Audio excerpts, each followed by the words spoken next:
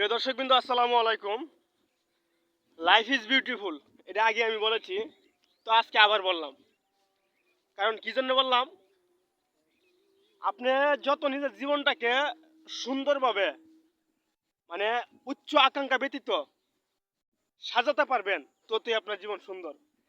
আর যদি আপনি বেশি আশা আকাঙ্ক্ষা রাখেন যে আমার টাকা নাই, পয়সা নাই, হ্যাঁ, বাড়ি নাই, গাড়ি নাই, তাহলে এই চিন্তাটাই আপনাকে হতাশা করবে। এটা মনে রাখবেন।